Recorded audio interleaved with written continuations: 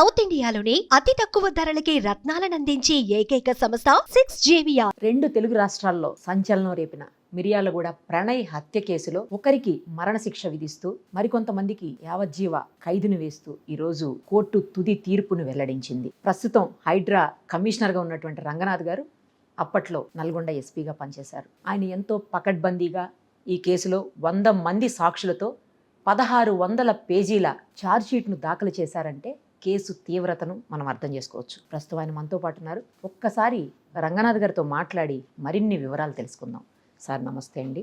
నమస్తే సార్, ఈరోజు ఏదైతే కోర్టు తీర్పు ఇచ్చిందో ప్రణయ్ అమృత కేసు విషయంలో, దాంట్లో ఇంత గట్టిగా స్ట్రాంగ్గా మీరు ఛార్జ్షీట్ దాఖలు చేయగలిగారు కాబట్టే, విచారణ చాలా పకడ్బందీగా చేయగలిగారు కాబట్టే ఈరోజు ఈ శిక్షలు పడ్డాయి కనుక పోలీసులు 100% ఇందులో విజయం సాధించారు. ఎస్పెషల్లీ రంగనాథ్ గారు కాబట్టే ఇంత స్ట్రాంగ్గా ఇన్వెస్టిగేషన్ చేయగలిగారు. ఇంకొకరైతే ఏం జరిగేదో అని బయట చర్చ నడుస్తోంది. సో ఆ విషయంలో మిమ్మల్ని అభినందించి తీరాల్సిన అవసరం ఉంది సార్, ఎవరైనా కూడా. సో మీకు ఎలా అనిపిస్తోంది? ఇలాంటి కేసులు ఆఫ్ కోర్స్ మీరు చాలా చూసే ఉంటారు, బట్ ఇంత దారుణమైనటువంటి కేసుని, ఇన్ని పేజీల ఛార్జ్షీట్ని దాఖలు చేసిన కేసు ఇంకొకటి ఉందా సరే ఏదైనా మీ దాంట్లో మీరు చేసిన? రైట్, ఈ కేసు మీరు అన్నట్టుగానే this was a very sensational case. ఆ టైంలో 2018 ఆ టైంలో చూస్తే కనుక ఇది మనకి తెలుగు రాష్ట్రాలు రెండు కూడా చాలా కీన్గా ఫాలో అయిన కేసు. ఆ టైంలో ఒక పరువు హత్య.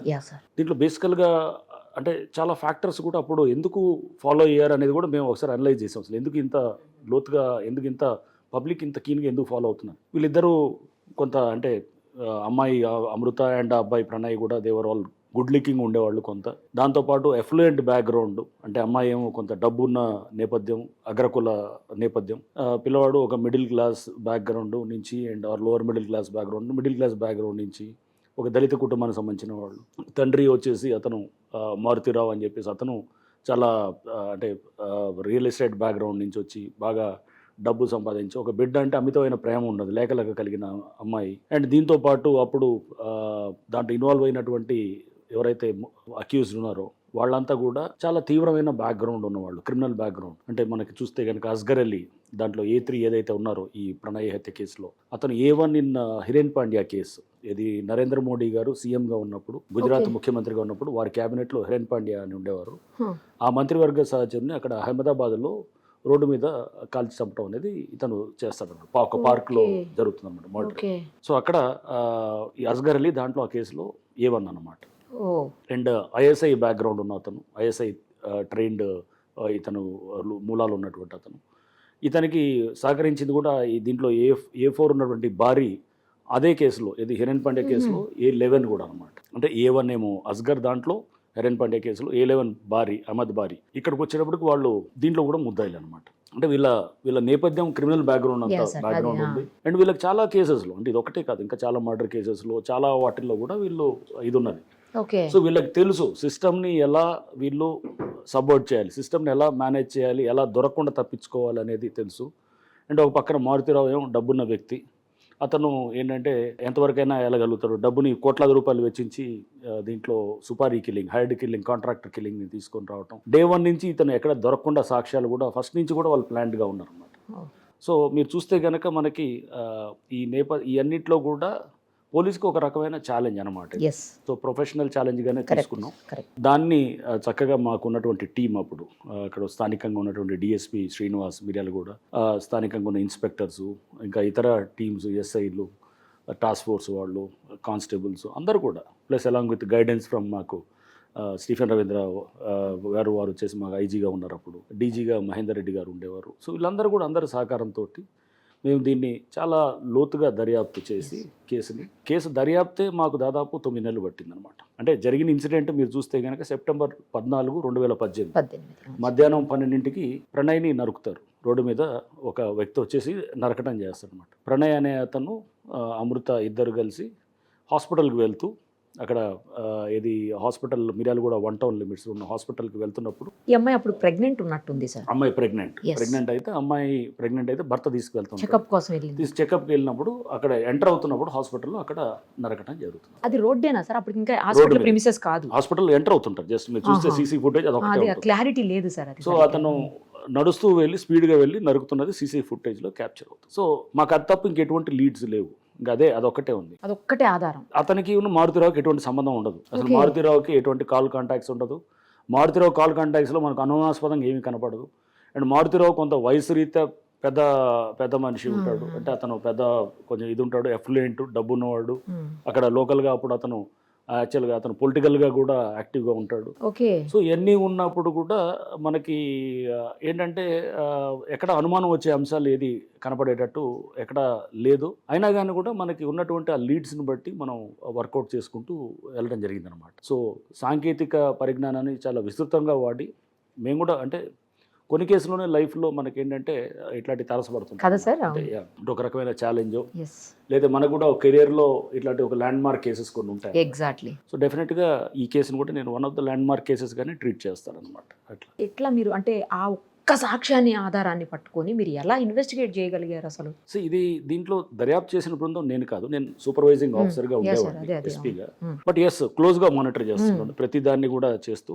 మా వాళ్ళకు కూడా అధికారుల మీద కూడా చాలా వాళ్ళ మీద ఏది ప్రెషర్స్ ఉండేది. సో అన్నింటినీ నేను ముందు వాళ్ళందరినీ దాన్ని వార్డ్ ఆఫ్ చేయాలి, వాళ్ళందరి నుంచి దాని నుంచి సేఫ్ గార్డ్ చేయడానికి నేను నిలబడాలి. సో ఉండి అక్కడ గట్టిగా ఉండి ఆ కేసుని జాగ్రత్తగా దర్యాప్తు జరిగేదానికి చేయడంలో ఫస్ట్ ప్రధానంగా ఒక ఎస్పీ పాత్ర అక్కడ వస్తున్నారు. ఓకే. సో అంటే రకరకాల ఇన్ఫ్లుయెన్సెస్ వస్తాయి. సో థ్రెట్స్ ఉండొచ్చు కింద అధికారులకి, లేకపోతే డబ్బు ప్రలోభాలు ఉండొచ్చు, లేకపోతే అతను రాజకీయ నేపథ్యంతో అతనికి పైరవీలు ఇన్ఫ్లుయెన్స్ ఉండొచ్చు. ఇవన్నీ నుంచి మనం ప్రొటెక్ట్ చేయాలన్నమాట కింద టీమ్ చేస్తూ మనం క్లోజ్గా ఏం జరుగుతుందనేది కూడా మానిటర్ చేస్తుంటారు. సో ఇవన్నింటినీ కూడా అప్పుడు చేస్తున్న క్రమంలో ఛార్జ్షీట్ని 10 సార్లు మార్చాం మేము. అంటే మీరు చూస్తే కనుక ఛార్జ్షీట్ డ్రాఫ్ట్ ఛార్జ్షీట్ తయారు చేసుకొచ్చేవాళ్ళు. వీళ్ళు ఎప్పటికప్పుడు తీసుకొస్తుంటే ఒప్పుకునేవాడిని కాదు.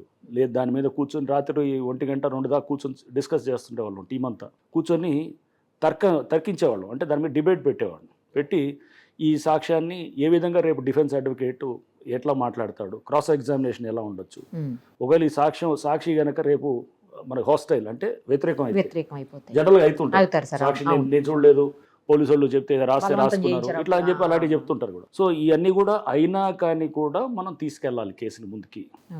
అప్పుడే మనం ఈ కేసులో మనం నిలబడగలుగుతాం. ఎందుకంటే సాక్ష్యాలు ఓరల్ ఎవిడెన్స్ తోటి లేకపోతే జస్ట్ ఎవరో చెప్తారంటే కనుక దాన్ని నమ్మి మనం పోతే కనుక రేపు ఎవరిని నమ్మే పరిస్థితి లేదు. ఎందుకంటే దీంట్లో డబ్బు చాలా ఉంటుంది. ఇది కాకుండా కేసు డ్రాగ్ చేసి ఏళ్ళ తరబడి వెళ్ళే కొద్దీ కూడా ఇంకా నీరు గార్చడానికి ట్రై చేస్తారు. సో అందుకోసం వాళ్ళు కూడా ట్రయల్ని డిలే చేస్తూ వచ్చేవాళ్ళు అవతల అక్యూజ్డ్ టీం కూడా. సో నేను ఎస్పీగా ఉన్నంతకాలం వాళ్ళు ఆ కేసుని డ్రాగ్ చేసుకుంటూ వెళ్ళారనమాట. కోర్టులకు వెళ్ళేవాళ్ళు, హైకోర్టుకు వెళ్ళేవాళ్ళు, అక్కడేదో దీన్ని తెచ్చి మళ్ళీ అడ్డుపెట్టి షెడ్యూల్ని ఆపేవాళ్ళు. అంటే షెడ్యూల్ అంటే షెడ్యూల్ ఇచ్చేవాళ్ళు. కోర్టు షెడ్యూల్ ఇస్తుంది అనమాట ట్రయల్కి. జిల్లా కోర్టులో జరిగేది. ఇచ్చినప్పుడు ఆ షెడ్యూల్ ఇచ్చినప్పుడు వెంటనే వాళ్ళు ఏం చేసేవాళ్ళు, దాన్ని ఏదో చిన్న పెట్టేసి మళ్ళీ లీగల్ టీం వాళ్ళ అడ్వకేట్స్ వెళ్ళేసి హైకోర్టులో దాన్ని మళ్ళీ పక్కన పెట్టి కొంచెం డిలే చేసేవాళ్ళు. మళ్ళీ మేము దాన్ని ఖాళీ చేయించుకోవడానికి, వెకేట్ చేయించుకోవడానికో లేకపోతే దాని మీద మళ్ళీ కొంత చేయించడానికో కొంత దాన్ని మళ్ళీ ట్రాక్లో తీసుకురావడానికి కొంత టైం పడుతుండేది. సో ఇవన్నీ దాదాపు నేను ఎస్పీగా అక్కడ 4 ఏళ్ళు ఉన్నప్పుడు, అంటే 2019లో జరిగినటువంటి ఛార్జ్షీట్ ఇది, 19 జూన్లో. 2021 డిసెంబర్ దాకా కూడా ట్రయల్ స్టార్ట్ కాలేదు. అంటే ఛార్జ్షీట్ పట్టిందా సార్? అందుకోసం 2.5 ఏళ్ళు వాళ్ళు ఆపుకున్నారు. నేను కానీ లేదా మా డిఎస్పీ అక్కడ ఆఫీసర్స్, ఇన్స్పెక్టర్స్ అందరు మారేదాకా. అంటే ఆ టీం వెళ్ళిపోతే కనుక వీళ్ళు న్యాచురల్గా నెక్స్ట్ తర్వాత వేరే వచ్చే అధికారులు జనరల్గా అంత ఉండదు కాబట్టి వీళ్ళు ఆ దృష్టితోటి వీళ్ళు ఫస్ట్ నుంచి కూడా ఉన్నారు. సో మేము ట్రై చేసాం. బట్ ట్రయల్ అప్పటికి స్టార్ట్ కాలేదు. కానీ బాగా ఎన్ని ముందే ఊహించుకున్నాం, ఇవన్నీ అవుతాయని కూడా మేము ముందే ఊహించుకున్నాం. అండ్ పోలీసు మీద కూడా చాలా అపవాదులు అప్పుడు ఆ టైంలో వేశారు. ఎందుకంటే డిలే అయినప్పుడు మారుతిరావు మేనేజ్ చేస్తున్నాడు, ఏది పోలీసుని అంతా హ్యాండిల్ చేస్తున్నాడు, అతను రాజకీయ పలుకుబడి ఉన్నాయని చెప్పేసి రకరకాలుగా వచ్చాయి. ఇప్పుడు చెక్ పెట్టినట్టు అయింది కదా. ఇప్పుడు ఇవన్నీ తర్వాత మారుతిరావే సూసైడ్ చేసుకున్నాడు. ఎప్పుడైతే ఛార్జ్ షీట్ బలంగా వేసామో ఆ తర్వాత అతను కూడా కొంత ఇది బహుశా అతనిలో రియలైజేషనో లేకపోతే సమ్ వాట్ ఎవర్ అతనికి ఒక బాధ లేకపోతే వాట్ ఎవర్ ఏదైనా కానీ ఒక ఫీలింగ్ అనేది అతను, నేను అనుకోవటం అంటే అన్నీ మొత్తం ఏది బిడ్డ ఇప్పుడు అంటే అతను చనిపోయాడు, బిడ్డ కర్స్ చేస్తుంది, తిడుతుంది ఇతన్ని, ఇవన్నీ అనుకొని కూడా తర్వాత ఇతనికి మారుతిరావు కొంత ఏంటంటే అమితంగా ప్రేమించాడు వాళ్ళ బిడ్డని. ప్రేమించినప్పుడు అంత దీనిలో అంటే చివరికి ఏ రకంగా ఉండేదంటే ఆ అమ్మాయిది ఒక 15-20 అడుగుల కట్అవుట్ ఒకటి ఇంట్లో పెట్టుకున్నాడు అన్నమాట, ఫ్లెక్సీ పెట్టి పొద్దున్న లెగిస్తే చూసుకునేటట్టు ఫోటో ఆ అమ్మాయి చూసుకోవటం, అంత ప్రేమ ఉండేది. బట్ ఆ ప్రేమ ఉండటం పిల్లల మీద తల్లిదండ్రులకి ప్రేమ ఉండటం ఉండొచ్చు. ఇది కొంచెం ఎక్స్ట్రా అంటే చాలా ఏళ్ళ తర్వాత అమ్మాయి చాలా లేట్గా ఉండొచ్చు. బట్ పిల్లల్ని ఎలా హ్యాండిల్ చేయటం అనేది కూడా అది చాలా ఇంపార్టెంట్. ఆ విషయంలో Exactly. మారుతిరావు బహుశా సరిగా అంటే అతను హ్యాండ్లింగ్లో ప్రాబ్లమ్స్ ఉన్నాయని అనిపించింది నాకు. అంటే రియల్ ఎస్టేట్గా డబ్బు సంపాదించడంలో అతను బాగా సక్సెస్ అయి ఉండొచ్చేవి, కానీ ఒక పిల్లల మనస్తత్వాన్ని తెలుసుకోలేకపోవటం, ఒక టీనేజ్ ఇష్యూస్లో వచ్చేటటువంటి టీనేజ్ సైకాలజీని తెలుసుకోలేకపోవటం, బిహేవియర్ని అనలైజ్ చేయలేకపోవటం, ఈ అనేది నాకు అక్కడ చాలా క్లియర్గా మాకు ఆ ఇష్యూలో అర్థమయ్యింది అనమాట. సో ఇట్లాంటి ఇష్యూస్ వచ్చినప్పుడు మేము అంటే ఆ ఇష్యూని కేసుని కేసులాగా చూడడం, ఈ సమాజంలో ఉన్న ఒక ప్రాబ్లమ్గా తీసుకున్నప్పుడు ఒక క్రైము, దీన్ని ఎందుకు చేయాల్సి వస్తుంది, ఒక మనిషి ఎందుకు ఇలా బిహేవ్ చేస్తాడు, ఒక తండ్రిగా ఇతను ఎందుకు ఇలా బిహేవ్ చేశాడు, ఒక టీనేజ్లో ఉన్నటువంటి అమ్మాయి అలా ఎందుకు బిహేవ్ చేసింది, ప్రణయ్ ఎందుకు అలా బిహేవ్ చేస్తుంది, ఇవన్నీ కూడా తెలుసుకోవడానికి ట్రై చేస్తాం అన్నమాట. ఒక సైకాలజికల్ యాంగిల్లో వాళ్ళ మైండ్ సెట్ని అర్థం చేసుకోవడానికి, ఇంకా లోతుగా సమాజం గురించి అర్థం చేసుకోవడానికి, అంటే క్యాస్ట్ క్లాస్ ఎలిమెంట్స్ ఎలా ఆపరేట్ అవుతాయి సిస్టంలో, సొసైటీలో, ఇవన్నీ కూడా తెలుసుకోవడానికి, దాని ద్వారా మనకు ఇంకా బెటర్గా ప్రొఫెషనల్గా కూడా మనం చేయడానికి, ఇంకా ముందు వచ్చే ఇష్యూస్ని హ్యాండిల్ చేయడానికి కూడా ఇవన్నీ కూడా దోహదపడతాయి. కానీ సార్ ఇప్పుడు ఈ పర్టికులర్ కేసులో అందరూ లాస్ అయ్యారు. ఎందుకంటే ప్రణయ్ చనిపోవటం అమృత లాసు, తన కొడుక్కి లాస్, తండ్రి లేడు, భర్త లేడు, తర్వాత వాళ్ళ తండ్రికి వచ్చేసరికి కొడుకు లేడు, తర్వాత ఈమె తల్లికి వచ్చేసరికి భర్త లేడు, ఈమెకు తండ్రి సేమ్ భర్త కూడా. అవును, ఇంతమంది అంటే ఒక రకంగా చూస్తే మీరు అన్నది ఎవరు దీంట్లో లాభపడ్డదని చూస్తే కనుక ఎవరు లేదు, అందరు నష్టపోయారు. అదే కదా సార్. ప్రణయ్ని కోల్పోయి బాలస్వామి తండ్రి తల్లిదండ్రులు వాళ్ళు నష్టపోయారు, భర్తను కోల్పోయి తండ్రిని కోల్పోయి ఈ అమ్మాయి నష్టపోయింది, భార్యని కోల్పోయి అంటే మన మారుతిరావుని కోల్పోయి వాళ్ళ భార్య కోల్పోవటం, ఇదంతా కూడా చిన్న పిల్లోడు, ఇప్పుడు అతను తండ్రి లేడు, ఎవరు లేరు అతనికి అనేటట్టు. అంటే ఇవన్నీ కూడా చూస్తే దేనికోసం అల్టిమేట్గా అంటే ఒక సమస్యని మనం హ్యాండ్లింగ్ చేసే విధానం సరిగా లేనప్పుడు ప్రాబ్లమ్స్ ఏ విధంగా మనల్ని కమ్ముకుంటాయి, ఆ ప్రాబ్లమ్స్ కమ్ముకున్నప్పుడు మనం ఎలా బయటపడాలి అనేది, కానీ ఏదో మనం నీజర్క్ రియాక్షన్ లాగా ఏదో తొందరపడి ఒకటి అమ్మాయి కనుక ఏదో లవ్ ఉందని చెప్పేసి ఇన్ఫాచ్యుయేషన్ తోటి, అంటే నార్మల్ టీనేజ్లో ఒక అమ్మాయి హార్మోనల్ చేంజెస్ వస్తుంటాయి. 13-14 ఏళ్ళప్పుడు అమ్మాయిల్లో అమ్మాయిలు కానీ అబ్బాయిలో కానీ హార్మోనల్ చేంజెస్ అవుతుంటాయి. అది న్యాచురల్ ప్రాసెస్. అది ఈ ప్రాసెస్ వచ్చేటప్పటికి కొంత వాళ్ళకి టీనేజెస్లో హార్మోనల్ చేంజెస్ వచ్చేటటువంటి కొంత ఫీలింగ్స్లో కూడా మార్పు ఉంటుంది, ఎక్కువ అట్రాక్ట్ అయ్యేటటువంటి ఇది ఉంటుంది. వాళ్ళు ఎస్పెషల్లీ లీగల్ బార్స్ ఉన్నటువంటి 18 years అనేది ఒక లీగల్ బార్ అనుకొని వాళ్ళు అది అయ్యేదాకా వెయిట్ చేసేటటువంటి వాళ్ళు ఉంటారు. వాళ్ళకి ఆ టైంలో అతను అబ్బాయికి అమ్మాయి, అమ్మాయికి అబ్బాయి తప్ప వేరే విషయాలు కనపడవు వాళ్ళకి. అంటే ఓన్లీ లవ్ అనేది తప్ప, ఇన్ఫాచ్యుయేషన్ అనేది తప్ప వేరేది ఉండదు. ఇవన్నిటినీ ఉంటాయి. అప్పుడు ఆ టైంలో ఒక తండ్రి వాళ్ళు ఎలా ఆలోచన చేస్తుంటారు, తండ్రి చూస్తే కనుక అతను ఒక బిడ్డకి మంచి భవిష్యత్తు ఇవ్వాలని చెప్పేసి అతను అనుకుంటాడు. తండ్రిగా అతను అనుకోవడం తప్పులేదు, పిల్లల్లో ఈ సైకాలజీ ఏదైనటువంటి న్యాచురల్ ప్రాసెస్. ఇవన్నీ ఉన్నప్పుడు మనం ఒకళ్ళు ఎలా హ్యాండిల్ చేయాలనేది ఇస్ ద ఇంపార్టెంట్ ఇష్యూ.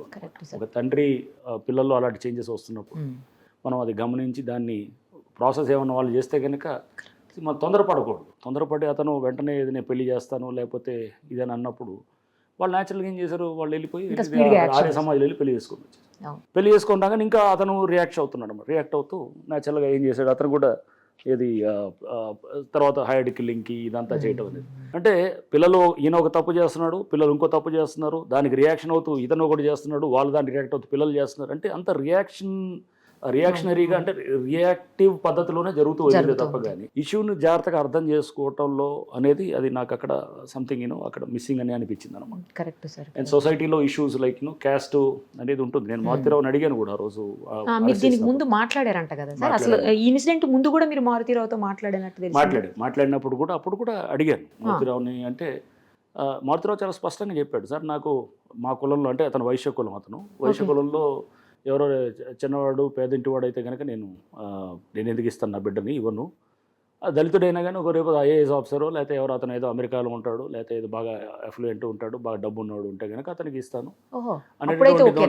అంటే అప్పుడైతే అదేది అంత స్థాయిలో ఉంటే, అది కూడా ఫస్ట్లో అతను ఏంటంటే చేసిన దాన్ని చాలా సమర్థించుకుంటూ వచ్చాడు మేము మాట్లాడినప్పుడు. తర్వాత క్రమేపీ అతను ఏంటంటే అతను బాధపడటం, నేను తప్పు చేశాను అనేటువంటిది అనేది పశ్చాత్తాపం రియలైజ్ అయింది లేదు కానీ, బట్ మా దగ్గర అయింది. బట్ బయట మళ్ళీ వచ్చేసి మళ్ళీ మేనేజ్ చేయడానికి, సాక్షులను మేనేజ్ చేయడానికి ట్రై చేస్తుండేవాడు. తప్పే అయిపోయింది, మేనేజ్ చేయడానికి ట్రై చేశాడు. తర్వాత నేను మళ్ళీ పిలిచాను కూడా, పిలిచి నేను అతను కూడా హెచ్చరించాను, కేసు కూడా పెట్టాం. విట్నెసెస్ని కొంతమందిని ఏదో థ్రెటన్ చేయటం అది చేస్తుంటే కూడా ఒక కేసు కూడా పెట్టి అది కూడా చేసాం. తర్వాత మళ్ళీ ఛార్జ్షీట్ అయిన తర్వాత అతను సూసైడ్ చేసుకున్నాడు మారుతిరావు. బాధపడ్డాం ఆ రోజు. అరే అంటే ఏదైనా ఉండొచ్చు లైఫ్లో, రకరకాల ఇష్యూస్ అవుతుండొచ్చు కానీ, బట్ అటువంటిది ఎవరికైనా కానీ కూడా అది అయినప్పుడు తప్పకుండా బాధపడి అరే ఇట్లా ఇతను అంటే ఇతను హ్యాండ్లింగ్లో అంటే ఇతను ఒక సమస్యని ఎలా పరిష్కరించాలో తెలియక దాన్ని సతమతమయ్యి ఇతను ఫైనల్గా అతను లైఫ్ని ముగించుకున్నాడు. అందరిని కూడా అతను ఆ విధంగా ప్రాబ్లంలోకి తోసాడేమని అనిపించింది అనమాట. అంటే అతనితో పాటు అంటే పిల్లల్లో ఇవన్నీ పెద్దవాళ్ళుగా మనం ఇవన్నీ గమనించాలి, ఎలాంటి అనలైజ్ చేయాలి. ఎలా ప్రాబ్లం వచ్చినప్పుడు ఏదైనా ఇదనే కాదు, ఏ ప్రాబ్లం వచ్చినా కానీ కూడా ఆ విధమైనటువంటి అప్రోచ్ ఉంటేనే అంటే దాన్ని ప్రాబ్లమ్స్ అందరికీ వస్తుంటాయి. సమస్యలు మనుషులు కాకుండా ఎవరికి రావు. సో సమస్యల నుంచి బయటపడటం అనే దానికి పరిష్కారం మనం ఎలా ఉండాలనేది ఎత్తుక్కోవాలి తప్ప కానీ ఆ సమస్యను ఇంకా జటిలం చేసే వైపు తీసుకెళ్ళటం అనేది చేయకూడదు. కానీ మారుతీరావు లాంటి ఒక అంటే అక్కడ సాధారణమైన వ్యక్తే కదా, అతనికి ఐఎస్ఐ ఉగ్రవాదులు లాంటి వాళ్ళతో పరిచయాలు ఉన్న లింక్స్ ఉన్నటువంటి వ్యక్తులతో అసలు ఎలా సార్ మీరు ఎలా ఇన్వెస్టిగేట్ చేయగలిగారు? మారుతీరావు అక్కడ రియల్ ఎస్టేట్ డీలింగ్స్ ఉండేవాడు, ల్యాండ్ ఇష్యూస్లో వాటిల్లో వెళ్తుండేవాడు. అతనికి భారీ అని చెప్పేసి అతనితోటి పరిచయం. భారీ ఇతను కలిసి ఒక కేసులో ఒక ల్యాండ్ ఇష్యూలో కూడా ఉన్నారన్నమాట.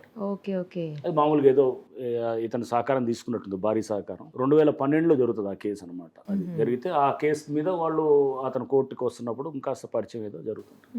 సో వాళ్ళిద్దరికి అట్లా పరిచయం అయితే భారీ అనేవాడు అతను నోటోరియస్ క్రిమినల్. భారీకి అస్గర్ అలీ తోటి కాంటాక్ట్ ఉంటుంది. అస్గర్ అలీ నల్గొండ టౌన్లో ఉంటాడు. అతను ఇంతకుముందు ఐఎస్ఐ ట్రైనింగ్ తీసుకొని ఇదంతా కూడా ఉన్నాడు. అస్గర్ అలీ అంతకుముందే చాలా కేసెస్లో ఉన్నాడు. అస్గర్కి ఇతనికి కాంటాక్ట్ ఉండటంతో అస్గర్ని అప్రోచ్ అవుతాడు. అస్గర్ అలీ నెక్స్ట్ ఏంటంటే అతను మొత్తం దీంట్లో కర్త కర్మ క్రియ అంతా అస్గర్. అతను స్కెచ్ మొత్తం అతనే వేస్తాడు, ప్లాన్ అంతా వేసి తర్వాత అతను ఈ శర్మని సుభాష్ శర్మని ఇతన్ని ఎంగేజ్ చేయటం చేసి అతన్ని ముందు పెట్టి వీళ్ళంతా వెనకాల స్కీమింగ్ అంతా వీళ్ళు చేయటం చేసి బయట వీళ్ళు ఎక్కడ కనపడరు, ఎక్కడ వీళ్ళ కాల్స్ రావు, ఎక్కడ ఉండదు. బట్ ముందు ఉండి ఆపరేట్ చేసేది సుభాష్ శర్మ ఉంటాడు అన్నమాట.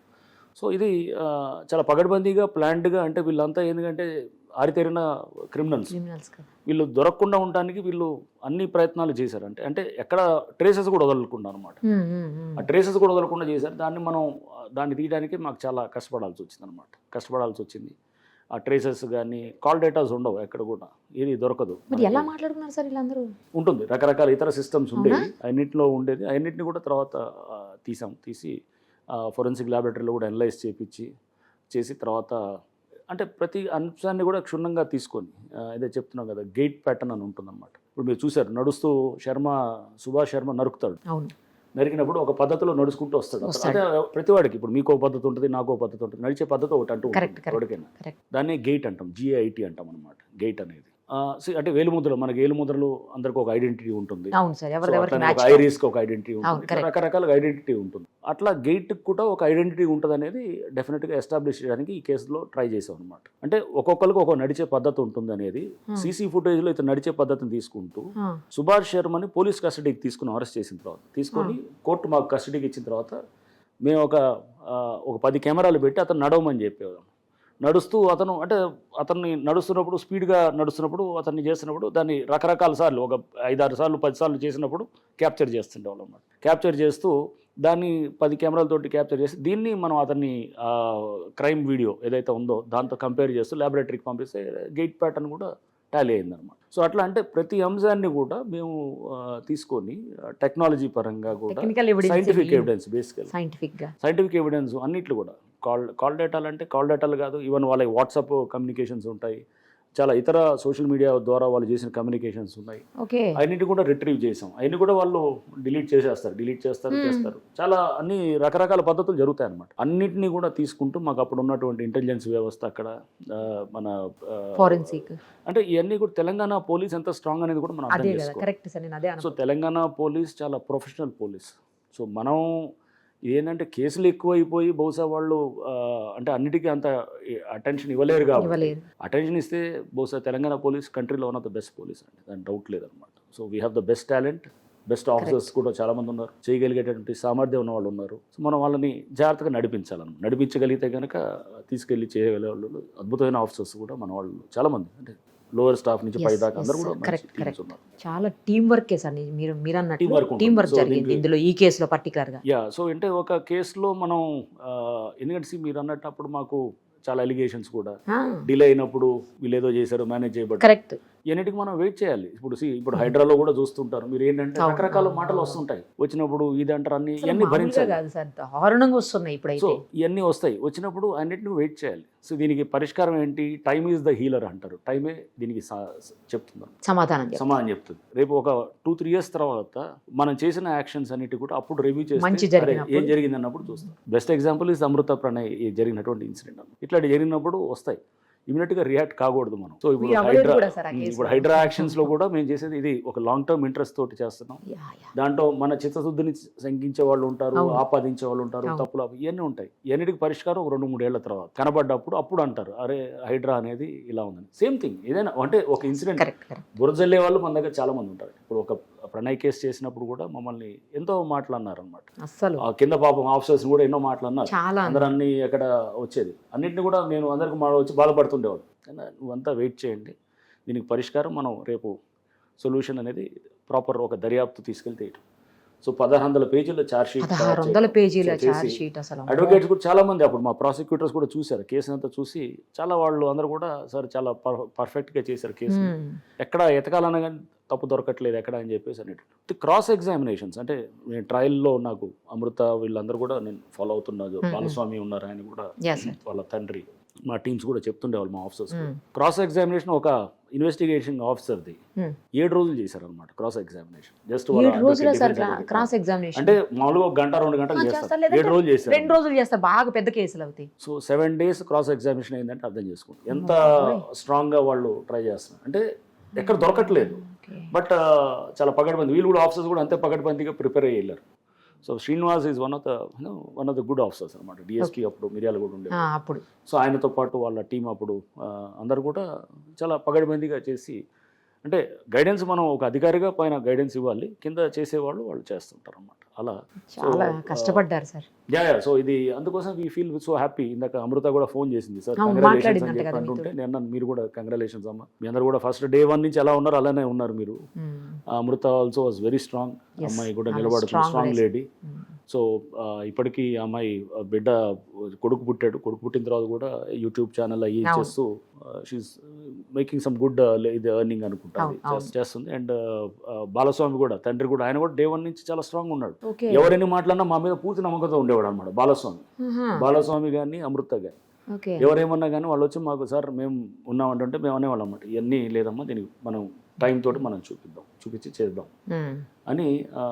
ఇప్పుడు దాన్ని ఎలా తీసుకెళ్ళటంతో బహుశా ఇది మంచి రిజల్ట్ అనేది అందరి ఏజెన్సీస్, అంటే పోలీసు వ్యవస్థలో సీనియర్ ఆఫీసర్స్, కింద ఉండే ఆఫీసర్స్, ప్లస్ ప్రాసిక్యూషన్లో ఉన్నటువంటి ప్రాసిక్యూటర్స్, జ్యుడిషియరీ కూడా, వాళ్ళు కూడా ట్రయల్లో అది వాళ్ళు అంటే వాళ్ళు సరే వాళ్ళు ఇండిపెండెంట్గా ఉంటారు, వాళ్ళు ఎక్కడ కూడా ఇదేం లేదు కానీ వాళ్ళు ఇండిపెండెంట్గా డెసిషన్స్ తీసుకుంటారు. కానీ బట్ వాళ్ళు కూడా ఏంటంటే ఎవిడెన్స్ మీద బేస్ అయ్యి ప్రాపర్ సైంటిఫిక్ ఎవిడెన్స్ తీసుకొని చేయటం, సాక్షులందరూ కూడా నిలబడటం మాకు, ఎస్పెషల్లీ ఫ్యామిలీ వాళ్ళు. 100 మందిని వేసినట్టున్నారు సార్ మీరు సాక్షులుగా అందులో? చాలా మంది, దాదాపు నాకు తెలిసి 81 ఎంతమంది ఉన్నారు. అదే 100 అని విన్నాను, ఐ డోంట్ రిమెంబర్ కానీ సాక్షులు ఎంతమంది అనేది. బట్ దిస్ వాస్ ఒక క్లాసిక్ కేసు ఇది, అన్ని అంశాలు ఉన్నటువంటి కేసు. సో అందుకోసం ఈ కేసుకి కావాల్సినటువంటి అప్పుడు బహుశా ఎక్కువ దానికి అంటే పబ్లిక్ కూడా ఎక్కువ కనెక్ట్ అవ్వటం. ఇంటర్నేషనల్ నుంచి కూడా వచ్చి మిమ్మల్ని అప్పుడు వాషింగ్టన్ పోస్ట్ నుంచి ఒక లేడీ జర్నలిస్ట్ కూడా వచ్చారు, వచ్చేసి ఈ కేసు కోసం వచ్చి ఇంటర్వ్యూ చేసి తర్వాత it was published in Washington post. So అంటే ఈ కేసు ఆ రేంజ్లోకి వెళ్ళటానికి కూడా ఈ ఫ్యాక్టర్స్ అన్నీ కూడా ఉన్నాయన్నమాట. ఉండి చేయటంతో we also took it as a very ఒక ప్రెస్టీజ్గా తీసుకుంటూ, సో ప్రెస్టీజియస్ కేసు అండ్ జాగ్రత్తగా దీన్ని హ్యాండిల్ చేయాలి. ఈ కేసులో ఎక్కడ కూడా ఫెయిల్ అయితే కనుక రకరకాల మాటలు వచ్చేది. ఒకవేళ కనుక ఎక్విటల్ అయ్యి అందరికీ శిక్షలు పడలేదు మీరు ఆలోచన చేయండి ఎట్లా ఉండదు, అంతే కదా సార్. సో ఇప్పుడు మేము ట్రయల్ కోర్టులు చాలా ఇంపార్టెంట్ కోర్టు, ట్రయల్ కోర్టు, జిల్లా కోర్టు, వాళ్ళు 6 ఏళ్ల తర్వాత మనకి చేసి మొత్తం చేసి ఇచ్చినారు. రేపు హైకోర్టుకి అప్పీల్కి వెళ్తారు వీళ్ళు, అపోలు వెళ్తారు, అదంతా ఇక రాజ్యాంగ పరంగా వాళ్ళకు ఉండేటువంటి హక్కులన్నింటినీ తీసుకుంటారు. హైకోర్టు సుప్రీంకోర్టుకు వెళ్ళొచ్చు. హెల్త్ బాగలేదు, మమ్మల్ని క్షమించండి, మమ్మల్ని ఎక్విట్ రాజ్య చేయండి అని రాష్ట్రపతి అడుగుతున్నారని విన్నాం సార్. ఇది కూడా ఉంటుంది, పార్డనింగ్ పవర్స్, పాడు రకరకాలు ఉంటాయి అదంతా issues. అడుగుతున్నారని. అన్ని రకరకాలు జరగవచ్చు. సో అన్ని కూడా అన్నిటికీ వాళ్ళు రాజ్యాంగపరంగా ఉన్నటువంటి వాళ్ళ హక్కుల్ని వాళ్ళు ఎవరు కాదనలేము కాబట్టి they will utilise all those. ఇప్పుడు హైకోర్టుకి వెళితే ఒకవేళ ఒకరికి క్యాపిటల్ పనిష్మెంట్ వచ్చింది కదా సార్, అదే మరణ శిక్ష వచ్చింది కదా, వాళ్ళు మళ్ళీ లైఫ్ ఇంప్రిజన్మెంట్ గా చేంజ్ చేసే ఛాన్సెస్ కూడా ఉంటాయా సార్? ఉండొచ్చు, వారు కన్ఫర్మ్ చేయొచ్చు, లేదు, వారు same ఇంకా confirm చేయొచ్చు. లైఫ్ ఇచ్చిన వాళ్ళకి డెత్ కూడా ఇవ్వచ్చు, అలా కూడా ఉండొచ్చు. ఓకే. సో వాళ్ళు రకరకాలుగా కూడా వాళ్ళు ఇచ్చేయడానికి ఛాన్సెస్ ఉంటాయి. ఇప్పుడు ఈ కేసులో పర్టికులర్ గా పీపీ కూడా చాలా స్ట్రాంగ్ గా ఉన్నారు విన్నాను సార్, నరసింహ గారు స్పెషల్ పీపీ. ఆయన చాలా కమిట్మెంట్ ఉన్న వ్యక్తి. జనరల్గా ఎట్లా అంటే మేము వాడిని రిక్వెస్ట్ చేసి ఆయనే వచ్చాడు, ఆయన కూడా వచ్చేసి నిలబడతానని చెప్పేసి ఆయన కూడా ఫస్ట్ నుంచి కూడా ఉన్నాడు.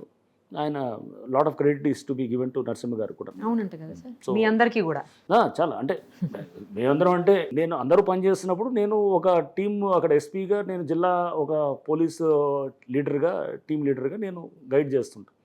బట్ దీంట్లో ప్రతి వాళ్ళ కాంట్రిబ్యూషన్ అనేది ఉంటుందన్నమాట. వీళ్ళందరూ చేయటం, ప్రాసిక్యూషన్ ఏజెన్సీలో వాళ్ళు చేయటం, అండ్ మాకు ఫోరెన్సిక్ ల్యాబొరేటరీ నుంచి సపోర్ట్ రావడం, ఇవన్నీ కూడా బాగా జరిగిందనమాట. అంతా డబ్బులతో ప్రలోభం పెట్టడము, తర్వాత సేమ్ టైము చంపేస్తామని బెదిరించడము, లేకపోతే ఇంకేదో చేస్తాం, ఇవన్నీ జరిగాయని విన్నాం. సాక్షుల్ని ప్రలోభాలు పెట్టడానికి వీళ్ళు ఎవరు మామూలు వాళ్ళు ఏం కాదు. వీళ్ళు నార్మల్ కేసెస్ డిఫరెంట్, ఈ కేసెస్ చాలా డిఫరెంట్. ఈ కేసులో డబ్బులు ఎన్నైనా కోట్లు వాళ్ళు వాళ్ళు ఖర్చు పెట్టడానికి రెడీగా ఉన్నారు.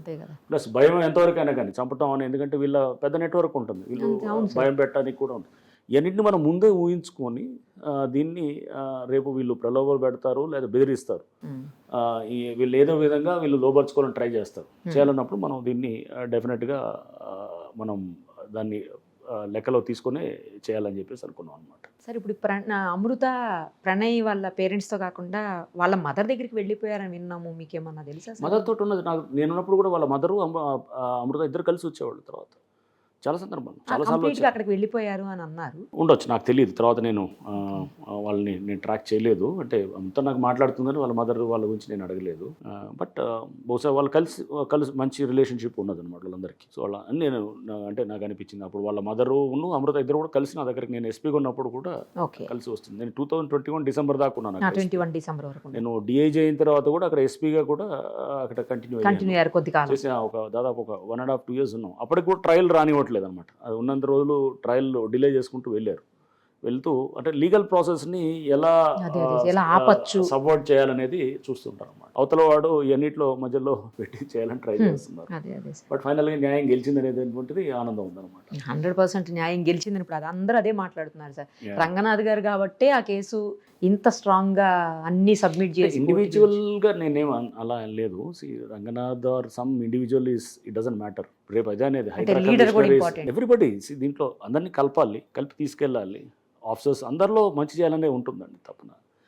కలిపి తీసుకెళ్ళటం అనేది ప్రతివాడు ఒకటి ఎనర్జీ ఇంకొకటి ఎనర్జీ కలిపి 1+1 ఈజ్ గ్రేటర్ దెన్ 2 అంటాను అనమాట నేను ఎప్పుడైనా. అది ఎప్పుడైనా కానీ ఆ ఎనర్జీస్ని మనం ట్యాప్ చేసి తీసుకెళ్తే కనుక అందరూ సమిష్టిగా నేను అనుకోవటం ఇది అందరి విజయం. అండ్ డెఫినెట్గా ఇన్వెస్టిగేషన్ చేసిన టీం విజయంగా నేను తీసుకుంటాను. బేసిక్గా ఇన్వెస్టిగేట్ చేసిన కన్సర్న్ ఆఫీసర్స్ వాళ్ళది నేను ఐ కుడ్ గైడ్. ఒక క్లోజ్గా ఒక ఎస్పీగా నేను గైడ్ చేయగలిగాను. నన్ను కూడా పైనుంచి నా సీనియర్స్ కూడా నేను గైడ్ చేశారు. ఇట్లాంటి ఇంపార్టెంట్ కేసెస్లో తలా ఒక చేస్తే తప్ప ఈ కేసులో అంతేలేండి సార్. సార్ ఇందులో ఇప్పుడు శిక్షలతో పాటు కాంపెన్సేషన్ కూడా ఏమన్నా ఇచ్చే అవకాశం ఉంటుందిగా? ప్రణయ్ అంటే ఉంటుందా ప్రణయ్ తల్లిదండ్రులకు కానీ ప్రణయ్ భార్య? నేను చూడలేదు అది యాక్చువల్గా జడ్జిమెంట్ నేను చదివితే నాకు అర్థమవుతుంది. అలా కూడా ఉండొచ్చా? అసలు ఉండొచ్చు, ఛాన్సెస్ ఉండొచ్చు కదా. ఛాన్సెస్ కంపెన్సేషన్ కూడా ఇవ్వచ్చు. ఆర్ అంటే ఫైన్ వేస్తారు, కంపెన్సేషన్ ఇవ్వరు కానీ ఫైన్ ఉంటుంది. ఆ ఫైన్ అనేది వీళ్ళకే కదా సార్? వీళ్ళకే అంటే ఫైన్ వాళ్ళకే వేస్తారు, గవర్నమెంట్ అంటే అది కోర్టుకు కట్టాలి అట్లా ఉంటుంది. కంపెన్సేషన్ అనేది అలా ఏం లేదు. కంపెన్సేషన్ డిఫరెంట్, మళ్ళీ వేరే లెవెల్లో మరి వేరే విధంగా మనం దాన్ని క్లెయిమ్ చేసుకోవడానికి. అంటే చనిపోయింది ఇప్పుడు దీంట్లో ఏం గవర్నమెంట్ ఇది కాదు కదా. సో వాళ్ళ మధ్యలో జరిగినటువంటి దీంట్లో కంపెన్సేషన్ క్లెయిమ్ చేయడంలో గవర్నమెంట్ పాత్ర ఏమీ ఉండదు. కానీ అంటే నాకు తెలిసి, ఐ డోంట్ నో కంపెన్సేషన్ ఎలా క్లెయిమ్ చేస్తారు కూడా నాకు పెద్ద దాని మీద స్పష్టత లేదు. కానీ బట్ అక్యూజ్డ్ మటుకు ఇది అలాంగ్ విత్ దీంతో పాటు ఫైన్ కూడా వేయడానికి ఫైన్ అది గవర్నమెంట్కి పే చేస్తారు. అట్లా కోర్టుకి పే చేస్తారు. గవర్నమెంట్ మీన్స్ కోర్టే కదా సార్. ఇప్పుడు ఈ కేసు ఏదైతే జరిగిందో మర్డర్ అనేది, ఆ మర్డర్ జరగడానికంటే ముందు మాకు థ్రెట్ ఉంది అని చెప్పేసి వీళ్ళు 2-3 సార్లు పోలీస్ స్టేషన్కి వచ్చి కంప్లైంట్ చేయడం, అప్పుడు ఆ సమయంలోనే మీరు పిలిచి వాళ్ళని అంటే మారుతిరావుని పిలిచి మీరు ఏమన్నా కౌన్సిలింగ్ ఇచ్చారా సార్? అది కూడా విన్నాం. రైట్. యాక్చువల్గా నేను 2018 మార్చ్లో నేను ఎస్పీగా వెళ్ళాను అక్కడికి. సార్ వెళ్ళిన రోజు నేను ఎస్పీగా ఛార్జ్ తీసుకున్న తర్వాత ఆ రోజు ఐజీ గారిని కలిశాను. First day Okay. కలిసినప్పుడు స్టీఫెన్ రవీంద్ర గారు ఉన్నారు. వారిని కలిసినప్పుడు వారు నాకు చెప్పారు, ఇది రంగనాథ్ ఇట్లా ఒక ఇష్యూ అవుతుంది అక్కడ మిర్యాలగూడలో. అప్పటికే 2 నెలలు అయింది, అమ్మాయి పెళ్లి చేసుకుని ఉంది. ఎవరు అమృత జనవరి 31, 2018 రోజు పెళ్లి చేసుకుంది. అక్కడ ఒక ఇష్యూ అవుతుంది. ఒక దళిత కురవాడు, అంటే ఎస్సీ కురవాడు, అతను మాలా కమ్యూనిటీ, అమ్మాయి వచ్చేసేమో వైశ్య కమ్యూనిటీ. ఒక ఇష్యూ బాగా వస్తుంది అక్కడ. వాళ్ళు థ్రెట్గా ఫీల్ అవుతున్నారు అమ్మాయి అబ్బాయి వాళ్ళు. ఓకే. సో కొంత మీరు ఏది జాగ్రత్తగా కేసుని చూడండి అని చెప్పారు. అంటే నాకు హింట్ చేశారు, ఒక ఐజీ హింట్ చేశారు అనమాట. ఓకే. హింట్ చేసినప్పుడు నేను వెళ్ళిన తర్వాత కూడా నేను మారుతిరావుని పిలిచాను. సార్ ఒక సెటిల్ అయిన ఒక 10-15 రోజుల తర్వాత పిలిచాను. అవునా? మా ఓకే. డిఎస్పీ, ఎస్ఐ, ఇన్స్పెక్టర్స్ అందరూ కూడా వచ్చారు. అందరి ముందు మారుతిరావుతో కూడా నేను డీటెయిల్గా మాట్లాడాను. మారుతిరావు ఏం చెప్పాడంటే, సార్ అసలు మాకు మేము ఇప్పుడు అయిపోయింది, అమ్మాయి వెళ్ళిపోయింది, ఇక మాకు సంబంధం లేదు, ఆమె ఏది పెళ్లి చేసుకుని వెళ్ళిపోయింది, ఇక మేము కట్ అయిపోయినాం, మాకు ఇది అనేది ఉంది. బట్ నేనే నమ్మలేదు. నేను మీకు మా doubt గానే ఆఫీసర్స్ ఉండింది. చెప్పాను, ఎందుకంటే అందరూ చెప్పే మాటలే. సరే మా వాళ్ళకు చెప్పాను, కొంచెం జాగ్రత్తగా చూడండి. అయితే తర్వాత అమ్మాయి అబ్బాయి నుంచే మాకు వాళ్ళు పాజిటివ్గా ఉన్నట్టు మాకు వచ్చిందనమాట. అంటే వాళ్ళు ఫ్యామిలీ పరంగా మేము ఏదో ప్యాచప్ అయిపోతున్నాం అనేటట్టు, వాళ్ళ తల్లి మాట్లాడుతుంది అనేటట్టు మా లోకల్ ఆఫీసర్స్కి వాళ్ళు ఇన్ఫర్మేషన్ ఇవ్వటం మొదలెట్టారు. అంటే అమృత కూడా ఇది మనం ఏమన్నా ఫర్దర్గా ఇది అంటే వాళ్ళ తల్లితోటి వీళ్ళు మెల్లిగా మాటలు మొదలవటం, పోలీసు కూడా అంటే ఇదేదో సరే వీళ్ళు అంతా కలిసిపోతున్నారు అనేటువంటి ఫీలింగ్లోకి రావటం, ఇదంతా కూడా జరిగిందనమాట. జరిగినప్పుడు న్యాచురల్గా మేము వాళ్ళ నుంచి వచ్చినప్పుడు మేము నమ్మటం మొదలెడతాం కదా. సో అమ్మాయి వాళ్ళు అంటే వాళ్ళు పెద్ద మాకేం ఇప్పుడు ఏం లేదు, పర్వాలేదు అవుతుందని. సో మనం ఏమన్నా అనవసరంగా ఏమైనా తీసుకొచ్చి పికప్ చేయడం మాట్లాడితే కనుక వాళ్ళు అంటారు, అరే మేము ఏదో మంచిగా అయిపోతున్నప్పుడు మీరు వచ్చి మళ్ళీ సో అందుకు మేము కూడా సరే ఓకే వైట్ అండ్ వాచ్ అప్రోచ్లో ఉన్నాం. ఒక రకంగా మారుతిరావు ఫస్ట్ నుంచి కూడా అందరినీ నమ్మబలికాడు అనమాట. మమ్మల్ని నమ్మబలికాడు. అంటే నేనేం నమ్మలేదు ఫస్ట్లో. ఎప్పుడైతే వీళ్ళు చెప్పిన తర్వాత నేను అప్పుడు నమ్మటం మొదలెట్టాను అనమాట. అంటే వీళ్ళు న్యాచురల్గా వీళ్ళు థ్రెట్కి ఫీల్ అవుతున్న వాళ్ళు వీళ్ళు ఎప్పుడైతే లేదు మాకు బాగానే ఉందనుకున్నప్పుడు నేను ఉన్నాను. బట్ అతను జూలై నుంచే కాన్స్పిరసీ యాంగిల్లో ఉన్నాడు అనమాట. అది జూలై నుంచి స్టార్ట్ చేశాడా సార్? సెప్టెంబర్ జూలై నుంచి మొదలు పెట్టాడు. జూన్ నుంచి ఉందనుకుంటా. జూన్ నుంచి నాకు 2018 ఆ టైంలో ప్రెస్ మీట్ కూడా పెట్టాను. తర్వాత సెప్టెంబర్ 18 మర్డర్ అయిన తర్వాత పెద్ద ఇది కేసు అయింది. అప్పుడు స్థానికంగా ఉన్న కొంతమంది ఎమ్మెల్యే మీద వాళ్ళందరి మీద కూడా అక్కడ అంతా అలిగేషన్స్ వచ్చేసారు. సో అదంతా తప్పని చెప్పి కూడా చెప్తూ ఆ టైంలో స్టేట్ ప్రెస్ పెట్టి అందరికీ కూడా క్లారిటీ ఇవ్వటం జరిగింది. సో అంటే ఇది వాళ్ళు ప్రీప్లాన్డ్గా ప్రీమెడిటేటెడ్గా ఒక అంటే కుట్రతోటి కాన్స్పిరసీ తోటి చేసినటువంటి ఒక మర్డర్ అనమాట ఇది. సో అది చాలా స్పష్టంగా మేము అన్నింటినీ కూడా సాక్ష్యాలన్నింటినీ సేకరించి పెట్టడం జరిగింది అనమాట. ఇప్పుడు ఈ కేసు తర్వాత కూడా చాలా జరిగాయి సార్. ఈ పరువు హత్యలు అనేవి చాలా జరుగుతున్నాయి, హానర్ కిల్లింగ్స్ అని. కనీసం అలాంటి కేసెస్లో ఇప్పుడు ఇది చూసిన తర్వాత అయినా, ఈ తీర్పు చూసిన తర్వాత అయినా మనం చేంజ్ అయ్యే అవకాశం ఉంటుందా సార్?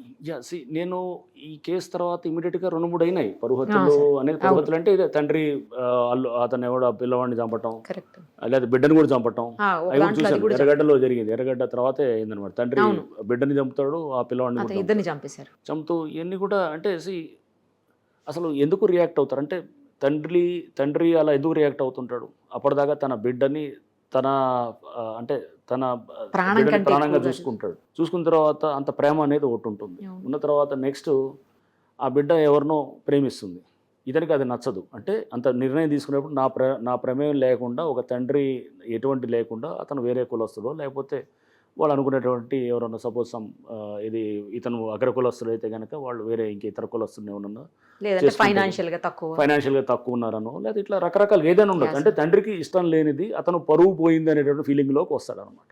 నా పరువు పోయింది, నన్ను తల్లి ఆ అమ్మాయి నన్ను పట్టించు. పరువు అనేది చాలా కీలకమైన అంశం అనమాట. అది పరువు ఎలా ఒక మనిషి పరువు అనేది ఎలా ఫీల్ అవుతాడు అనేది చూస్తే కనుక ప్రతి వాడికి ఉంటుంది. పరువు అనేది ఒక డబ్బు ఉన్నవాడికి ఉంటుంది, డబ్బు లేని వాడికి కూడా ఉంటుంది. సో పరువు అనేది అదేమి ఒక క్యాస్ట్ తోటో లేకపోతే క్లాస్ తోటో ముడిపడ్డ అంశం కాదు. పరువు అనేది every human has that honour అనేది ఉంటుంది అనమాట. సో అది ఒక్కొక్కటి స్కేల్ ఒక్కొక్కలాగా ఉండొచ్చేమో.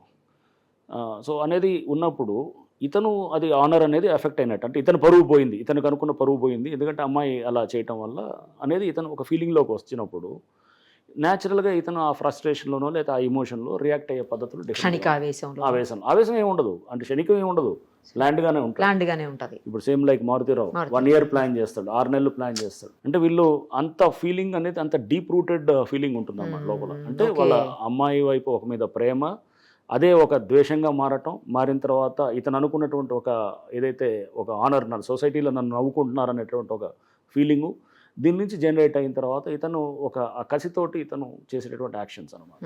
ఎన్ని మనం తీసుకుంటే కనుక న్యాచురల్గా ఏంటంటే ఇతనికి బహుశా అంటే అతను హ్యూమన్ బిహేవియర్స్ గురించి తెలియకపోవటం తండ్రికి కానీ, పిల్లలు న్యాచురల్ పిల్లలు ఒక ఏజ్ వచ్చిన తర్వాత వాళ్ళు దిట్స్ న్యాచురల్ టెండెన్సీ, ఫిజియలాజికల్ మేకప్లో భాగంగా వాళ్ళు హార్మోనల్ సెక్రీషన్స్లో వాళ్ళు అట్రాక్ట్ అవుతారు. దాన్ని ఎలా హ్యాండిల్ చేయాలి మనం చూస్తే కొత్త బంగారు లోకం అని సినిమా ఒకటి దిల్ రాజు గారిది నాకు బాగా గుర్తొచ్చింది, చాలా చక్కగా చెప్తారు లాస్ట్లో దాంట్లో కూడా.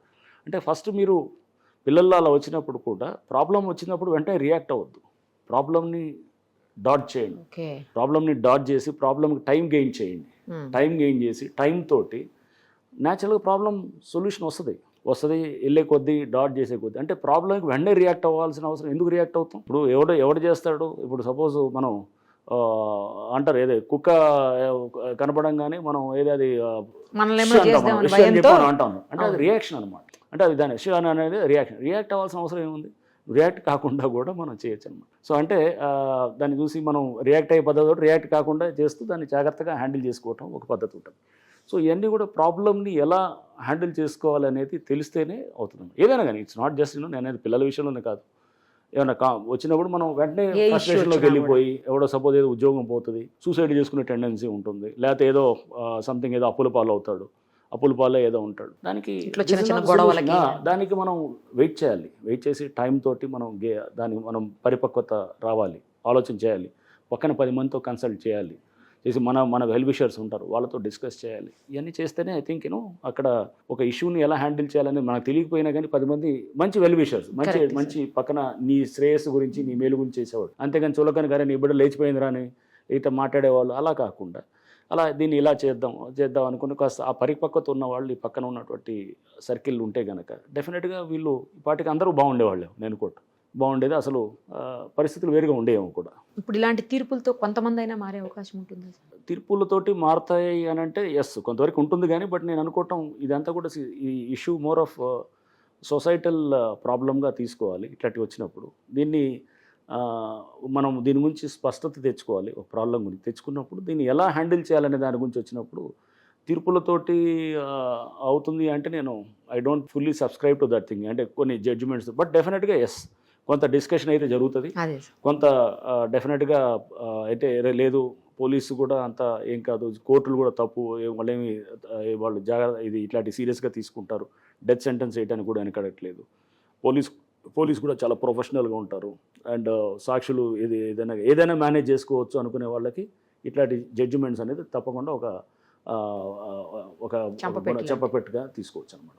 థ్యాంక్ యూ సార్, అన్నీ క్లియర్గా చెప్పారు. ఈ కేసులో అసలు ఏం జరిగింది మొదటి నుంచి కూడా అన్నీ చెప్పారు సార్. టైం తీసుకొని మీరున్న బిజీ స్కెడ్యూల్, ఎందుకంటే హైడ్రా ఎంత బిజీగా ఉందో ఇప్పుడు అందరికీ తెలుసు. ఇలాంటి సిచ్యుయేషన్లో కూడా మీరు, ఎందుకంటే ఇదొక సెన్సేషనల్ కేసు, తర్వాత ఈ జరిగిన కేసులో ఎన్ని రకాల ఇష్యూస్ మీరు ఫేస్ చేశారు, ఎన్ని రకాలుగా ఇన్వెస్టిగేషన్స్లో ప్రాబ్లమ్స్ వచ్చాయి అని అన్నీ కూడా చెప్తే అందరికీ అర్థమవుతుందన్న ఉద్దేశంతో మిమ్మల్ని డిస్టర్బ్ చేయాల్సి వచ్చింది sir. Thank you so much. Suman టీవీలో మీ పర్సనల్ అండ్ బిజినెస్ ప్రమోషన్స్ కోసం కింది నెంబర్కి కాంటాక్ట్ చేయండి.